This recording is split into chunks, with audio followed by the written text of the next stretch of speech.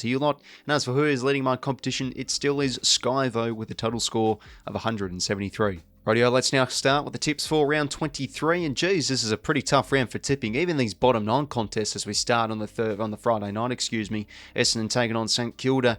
Who do you go for here? I mean, Essendon, with their injuries, you'd think not really a chance to win a game for the remainder of the year, as we've been saying, but they've just been putting up some mighty fights here or there, like they got within 2 or 3 odd goals of Sydney, and look at their fight they did against the Cats. It was an expected loss, but they got within 20 points. They kicked a couple in a row. 𝐼𝐴𝐴𝐿, geez, he's arriving and having some good performances as of late. But yeah, against the Saints, where you can tip them here, but you just don't have much confidence. Like, they probably should have lost against Richmond last week. They got outplayed really from the second term onwards. There's another game where 𝐼𝐴𝐴𝐿 and Miller really dictated their ball movement, and Sinclair had a huge performance. Marshall on the ruck was huge. Even with their outsets, and what has impressed me is their pressure throughout phases of games has been very good. If they can try and eliminate, Saints just controlling the ball through the back half like they did against the Tigers and really press the forwards up, could they be a bit of a chance to kick a winning score and really put them under the boil? They've got 3 wins in a row, the Saints, but their last 3 wins haven't been the most convincing. With their injuries, the Dons, their expectations the last little while have been very minimal, so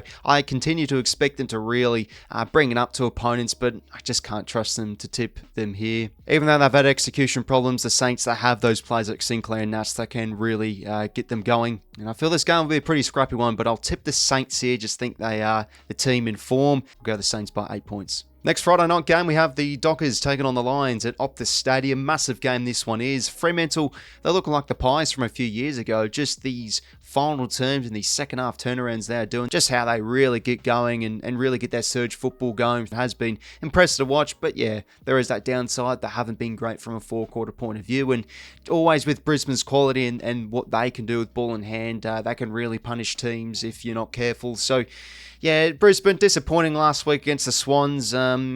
In the forward half, they just didn't bring enough pressure, and Sydney were able to really outdo them with their ball movement from the back half. They had enough inside 50s to win, and I thought their execution really let them down, Brisbane. It was a bit of an unlike Brisbane performance, but to be fair, handful of losses this season have come down to poor execution and also ordinary goal kicking. Nat Fyfe also announced his retirement at the end of the year, so you'd think they'll really get up for him here, and the morales and the confidence will really be boosted. Fred Home been pretty solid this year. I think the midfield battle will be a really big one here. Both midfields can really dominate clearance when they're up and about. Brisbane away from home have been really impressive, and they seem to bounce back really well off a loss. So I'll go the Lions here. I just feel they are due a bit of a bounce back and are able to definitely kill off opposition through their quality. This one could really go either way. I think the Lions will pip them here, especially in the midfield. So I go Brisbane over Freo here in a close game by 2 goals. Saturday games now. First up, we have the Suns taking on the Giants at People's First Stadium. Well, Gold Coast last week got the win over the Blues. It was a bit of a scare in that fourth quarter. Carlton kicked like 5 goals in a row. But yeah, credit the Gold Coast. They just did the damage really in that third term. Midfield has been outstanding the second half of the year, especially with Rowell and Anderson. Marty Rowell's numbers have been through the roof. Simply look like a real well-drilled and disciplined side, the Suns. And facing the Giants, well, they do not have a good record against them whatsoever. And I feel this sort of fixture as well, this is just such a Giants game to win, where not really many people give them a chance away from home. I think they'll really get up for this game, GWS, especially because they have a good record. But yeah, last time these two sides played, the Suns really should have won the game. They dominated them, but the Giants, through their ball movement and their efficiency, really pipped out the Suns. And that's all where you really got to look if the Giants are to win this game, because when they haven't been expected to win, it's been done off their quick ball movement and their speed they can generate. And I think 𝐬𝐿𝐴𝐺𝐻𝐿𝐴𝐻 going to be back in as well. So as I say, this does just feel like a game sort of GWS would win, but Gold Coast at home are pretty hard to go against, and I'd just expect them to get it done, especially in the midfield here, and have enough territory and have enough inside 50s to win the game. They'll definitely be learning off what they did wrong against the Giants. So I think this is finally the time for Gold Coast to get a win over GWS, and I'm going to go with them here. I'm expecting Gold Coast to really get it done in the trenches and yeah, just lock it in their forward half, as they've been very good at doing this season. Gold Coast to beat the Giants here. We'll go them by 16. Next game up, we have the Blues taking on Port Adelaide, 1:20 PM at Marvel Stadium.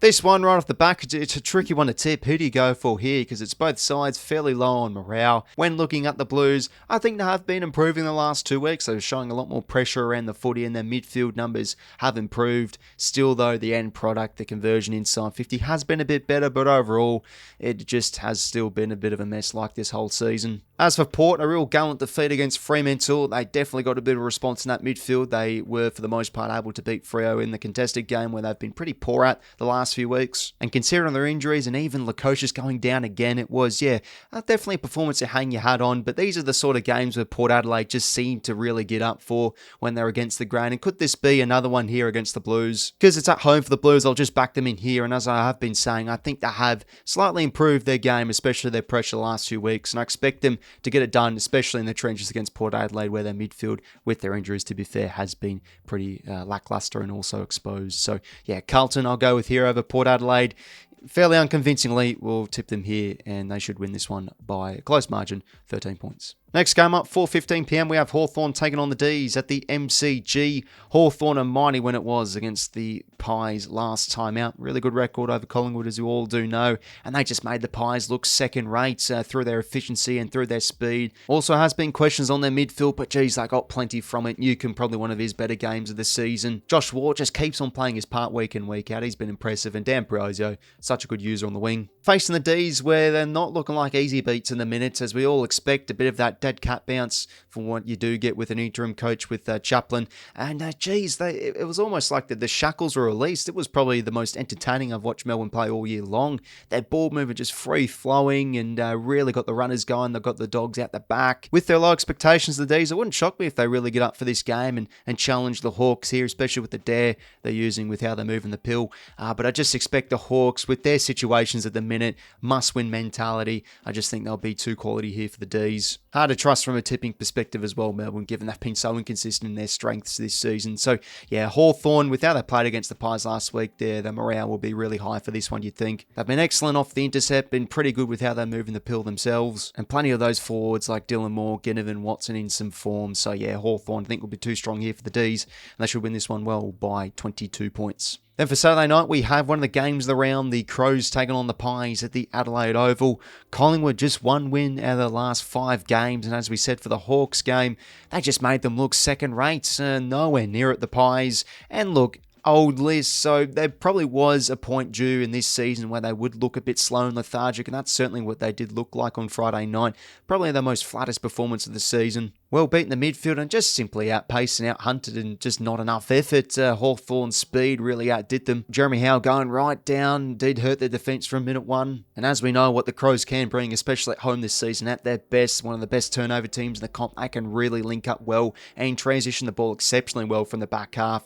Definitely could put the Pies under the pump if they don't respond. But as for Adelaide, geez, they survived a bit of a scare against West Coast, but maybe not the worst thing in the world. Perhaps they did get ahead of themselves and they were challenged, but credit to them, they did find a way. 𝐼𝐿𝐴𝐺𝐻 was really big in that final term, and heading back home here, you'd think they'll really fire up for this game. So I feel like this one could really go either way. The onus is sort of on the Pies, though. Can they respond? They need more pressure around the footy. They've just been really weak on being able to apply front half pressure as well, and that phone box pressure around the ball. For example, last week Hawthorn basically walked the ball out of stoppages way too easily, and a big part to their pressure game as well is Bobby Hill and also Beau McCrew, who are expected to return. So if those ins, sure, they get a bit of gumption back into their game. But as I've been saying all year, the Crows are just really hard to go against, especially at home. And with the team they are at the minute, one of the best teams in the competition, looking real confident. I'll give them a mulligan against the Eagles last week, but I'm sure they can bring their best back at home against good opposition. I think this is finally the time for them to knock off the Pies after so many close attempts. The turnover game, the work rate, their spread from the contest, I think it'll be too good for the Pies and really outblitz them with their speed too. So I'll back in the Crows here in a good quality game of football. Adelaide, too quality I reckon for the Pies. So we'll tip them here by 15. For the Sunday games now, first one up we have North Melbourne taking on the Tigers at Blundstone Arena, or Ninja Stadium as it's called now, I'm pretty sure. Yeah, the Kangas, the last few weeks just keeps on getting bad to worse for them. Another real disappointing loss against the Giants. Defensively, just has been their issue all year long. Simple fundamental errors we see every single week as well with their skills. But given their opponent, it is a chance to bounce back here and get back into the winners' circle, given they did narrowly beat the Tigers last time around. But yeah, Richmond, I think they have been travelling a bit better than North Melbourne. They've won 2 of their last 5 and back to some losses. But yeah, last week's header against the Saints probably should have won that game, but given where they are sitting, their execution has been a bit of a problem all season long. Both teams' golf between their best and worst also has been a pretty substantial one here. So you really don't know what to expect. North could definitely bring their best and win this game. The same could be said with the Tigers, or they could maybe not turn up at all and have one of their worst performances of the season. You really don't know what to expect, both in the bottom 4. Felt it was one of North's weaker midfield performances against the Giants. Luke Davies-Uniacke, Tom Powell had some really quiet games, so you think they get a bit of a response in the cold face, and that's going to be key for them. Usually when they play well,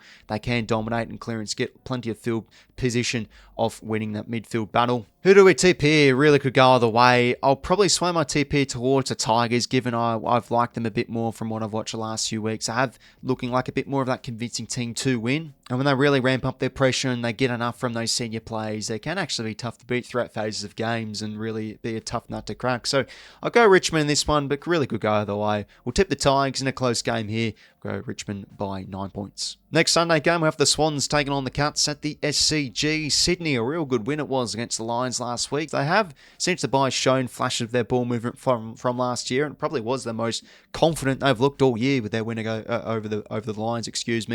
They rebounded really well from the back half. They linked up by hand exceptionally well. Some of their foot skills, especially from the likes of Nick Blake out of the back half, was exceptional. And even with a few outs like Hayward and Amadi, they were able to kick a winning score. Isaac Heaney, the star again, 5 goals, and that's where the Cats have really got to watch out, because when you look at Geelong, their last 2 losses have come against the Giants and also the Lions. 2 top 8 sides, but sides that can really score well, and that's what Sydney can do if they're up and about. So the Cats got to watch out a bit defensively, because that has been the question mark on them against those top 8 sides as of late. Opposition off the intercept, they've been able to get the Cats back the other way. But it has been a while since the Cats have lost a game, a month straight of winning, and yeah, it's sort of hard to get a gauge entirely on the Cats given that it has been against weak opposition. But as we all know, even against good opposition, the Cats can be a real efficient side. But yeah, real danger game here for the Cats, I feel. Given the Swans, their expectations are low, they've got nothing to lose. I think they can really find a way to win this game if they get their rebound game going. But you think the Cats will do their homework here in Sydney. Usually when you can close up the corridor, bring really good forward half pressure, and the Cats at their best when they play well, their front half pressure can be real tough to outdo. I think the Swans definitely a chance to pip them, but especially with their efficiency, their pressure as well, the Cats can bring that front half. I think the Cats will be just too quality here for Sydney. So I'll back in the Cats here and we'll tip them here. But yeah, close game of football, but they run away with it and win this one by 15. Final game of the round, we have the Western Bulldogs taking on the West Coast Eagles at Marvel Stadium. Wow, West Coast, really impressive performance last time out against the Crows. It was like they were playing a grand final. Unbelievable pressure. It was like they were playing for their lives. Bees around the honey pot, consistently getting to the ball carrier of an Adelaide Crows player, forcing turnover, and yeah, inside 50 they were doing a bit of damage. Job Shanahan looking like a real good, a promising player at the minute, just looks really good overhead. But ultimately, that's just the issue with West Coast. They haven't won basically all year long, so they just don't know how to really find a way to win games when they're in those, winnable scenarios. They did slip up, had a few poor turnovers, which cost them the game against the Crows. Facing the Western Bulldogs here, where, their season was on the line at 3/4 time against the D's. A real good game. I thought it was one of the games of the year, to be honest, back and forth. But yeah, credit to the Bulldogs. They had their star power really lift. Norton's been unbelievable the last 6 weeks. And Ed Richards, 𝐼𝐻𝐿𝐼𝐷 final quarter as well. Absolutely love this guy's kicking inside 50. Probably one of the best kicks in the comp this season. Eagles, not much to lose. Pretty good performance last week against the Crows. And yeah, they've actually had some decent performances and some decent patches at Marvel Stadium. I think they can start this game off well and really push them, but I just think the Dogs, sort of similar like Hawthorn and etc., their scenarios, it's just must win for them. And yeah, West Coast I think could bring them a bit of a scare, but yeah, the Doggies just have too much firepower in that midfield and that front half, I reckon, and they should win this one well by 38 points. So overall, there are my tips for round 23 of the 2025 AFL season. Let me know your tips down below in the comments section. A pretty tough round of tipping, I'd say. A lot of 50-50 games, so are you going to be going with any upsets? Let me know. Love to hear your people's opinions. And that's it from me, everybody. Take care. Until next time, I'll talk to you later. See you later, fellas.